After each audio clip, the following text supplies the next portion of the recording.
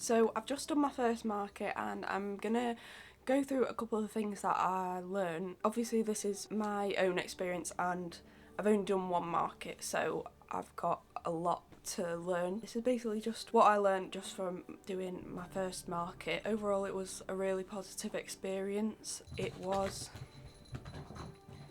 cat's having zoomies. I feel quite lucky that I did have a kind of positive first experience doing the market. So yeah, I've written down a couple things of basically what went well, or what I learned, and then things that I think I would improve upon next time. So I've written a few notes in my diary. Yeah, basically just what went well. So I'm gonna pretty much read and go through all of these. I think I wrote these the day after the market, so they were quite fresh in my mind at the time. I think we'll start off with basically what I learnt and what kind of worked. The first thing I feel like I learnt was, so my uni hosted this market, and so there was mostly students or it was staff. A few of my family members as well came by to support me. So I kind of aimed really to make products that would suit that target audience. So I think people there liked something that they would be able to use, which was my stickers, my memo pads, like my planners and to-do lists, which I feel like as students and as staff as well would come in handy. So I'd say for this market that I went to, that people liked things with almost an activity, which was kind of the memo pads and the planners. I did sell one print. I think I sold one of my risograph prints. I think the risograph products did do the best out of all of the kind of printed products. So that's not to say like prints don't sell, because obviously they do, but I think for this market in particular, I think the things that people could use were what sold for me for this market. And then I guess that also leads me on to kind of having a variety of products. I found I had quite a few things on my display: prints, greeting cards, bookmarks, stickers. There was kind of a range of sizes of prints as well. There were also 2 coasters. I literally only had 2. It was kind of just a bit of a wild card, but my strawberry coaster that I'd made sold, which I was super happy with because that wasn't something that I'd made to kind of sell. So yeah, that was a bit of a wild card for me. Those kind of little needle punch coasters, it has a bit of utility to it. I feel like I'm saying prints don't have utility, but that's not what I'm saying, because obviously they do. I feel like it's just prints were my higher ticket items as well. Like I was pricing them a lot higher because I didn't want to like undercharge for my prints, because the risograph ones especially, I was really happy with them and they're on nice paper, they're original. Yeah, so I didn't want to undercharge on them. So they were priced a bit higher than, say, bookmarks obviously, and stickers and my to-do lists. So I think that's more so a reason as well, because cost of living is really expensive for students. I feel like a lot of people have to work as well as doing their studies because student loans don't cover the cost of living. So that was another thing that I had to take in consideration as well when pricing my products, that they had to be affordable for students. That's why my stickers were priced pretty low, but I would say they weren't like vinyl paper, they were like splash proof, glossy kind of label paper than vinyl proper sticker paper, which is something I'd possibly change the material of that the next markets, that I can charge a bit more for the stickers. I wanted them to be displayed like so people could kind of root through them a bit, and I had that right at the front of my table as well, and I did that on purpose to make sure that people would see them and it would be like easy for them to get to basically. So I've put here like having a good range of low to high ticket products basically. It was also Mother's Day, so if there's a kind of celebration, or if there's like a celebration, or if it's near Christmas or Easter or Mother's Day or Father's Day or any kind of celebration, you can kind of cater towards that as well. So I'd say with things like the to-do lists and the weekly planners sold quite well. Someone was buying one of them, I think, as a gift for their mum, so they kind of make like good little gift items, and everything was hand bound, so I made sure to say that to people when I was like talking about the products. They're all handmade and hand bound. I feel like people will appreciate that more, especially now when a lot of things, are mass manufactured, and definitely to highlight that, like with your products, that they are handmade and the time that goes into making them is important, and it's why they are the price that they are. I think next time I'd definitely probably raise the price of my weekly planners as I kind of refine that process as well, as in like the process of making them. And I think mass manufactured planners go for more than what I was charging, quite a bit more. They were probably worth more than what I was charging them for. Well, I was actually expecting the 24-page planners to sell better than the 12-page planners. They kind of did the same, so I think it's good to have a bit of a cheaper alternative if they don't want to buy like a 24-page planner immediately, if they're not sure about it. The 12-page planners were priced lower, obviously. Another thing as well, I think I'm going to change like the amount of papers I put in the to-do list. I think I'm going to do like 24-page to-do list because the 12 ones were very thin. Having a QR code for your Instagram that is, a kind of free thing that people can just follow you on Instagram. I handmade this little board with some scrap book cloth actually that was we had during like a workshop at uni. There was just like some scrap book cloth, and I was like, I can definitely use that for something. So I used that and I made a little and I wrapped it around a piece of cardboard, and I used Canva to generate a QR code, tried to kind of make it a nice design, and then I stuck it on to the piece of cardboard with the book cloth, and I think it made quite a nice sign. And then I also recycled just some bits of cardboard to like make a stand for it. So if you can like recycle and reuse and repurpose things such as cardboard or scrap paper, or a lot of the packaging and display stuff was all using pretty much like recycled stuff that I'd found either around uni or just around your house as well, like the bits of cardboard. On the topic of like being able to share your work, almost that kind of connecting with other people side of things, if they looked like they didn't want to buy anything, but they were kind of just having a look, I'd say, if you want to follow me on my Instagram, I've just got a little QR code down there as well. No pressure.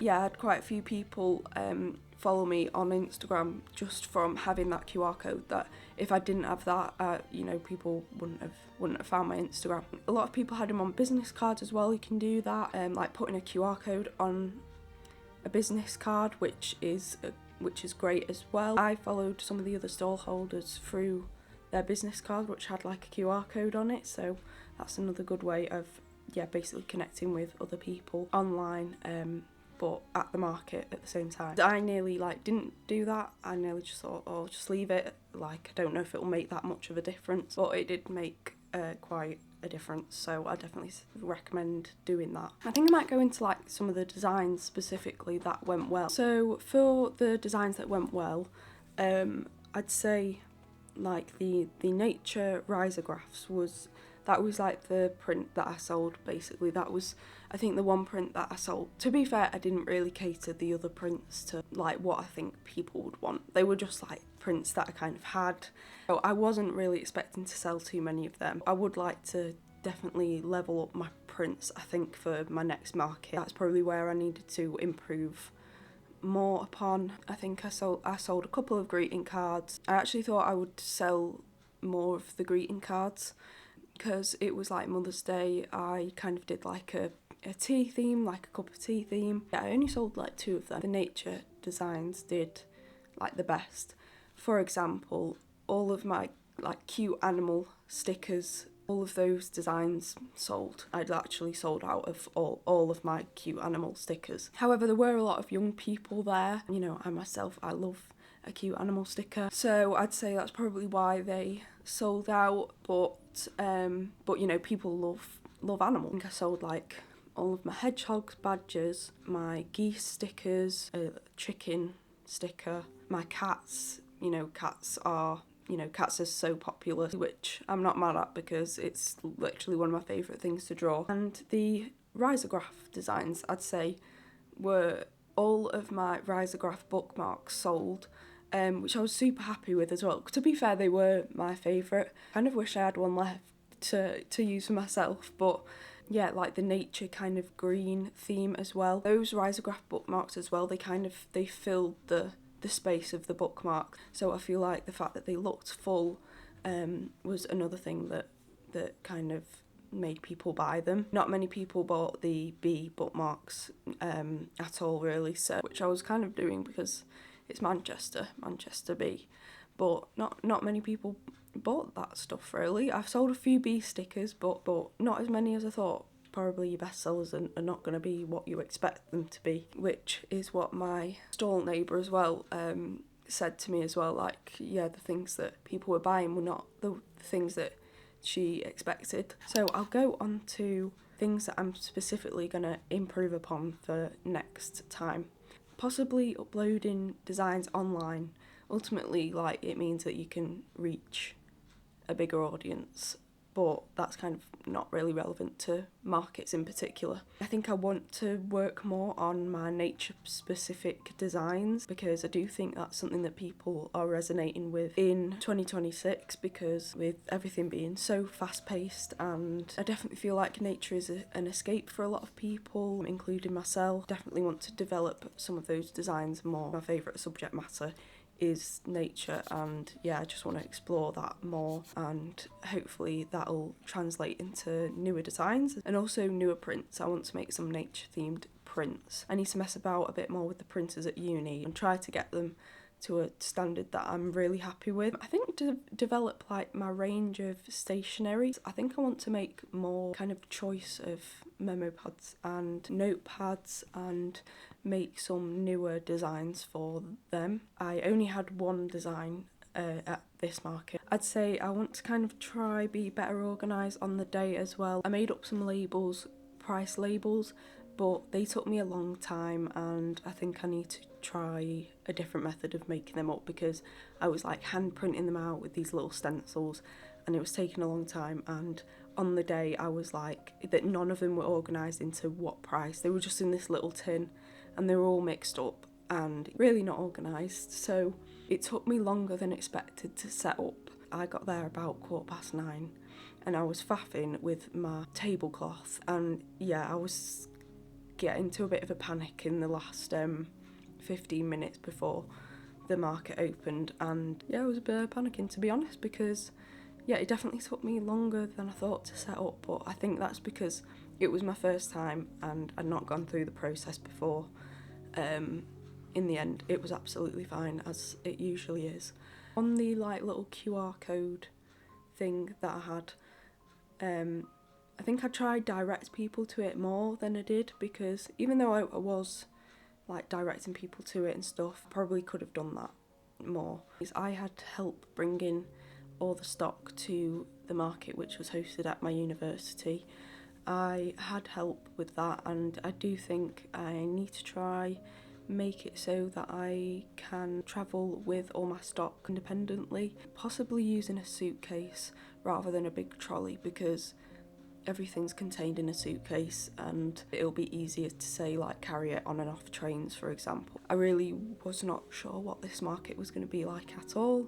You have no idea kind of what people are drawn to and connected to in terms of your work until you actually put it in front of them in person, which is really what I felt like happened at this market. I could really see what people were drawn to and kind of going towards. The startup costs of markets are expensive. I probably wouldn't have done my first market this early on if I hadn't had this opportunity through my university, which also give you a fund to actually get like a card reader or a tablecloth, and also you usually have to pay for your table. For this one I didn't have to pay for my table, and we didn't have to pay for public liability. That was all covered by university, which, to be honest, I feel like, why is it not covered by the people actually, the organisation actually holding the event? I don't really know.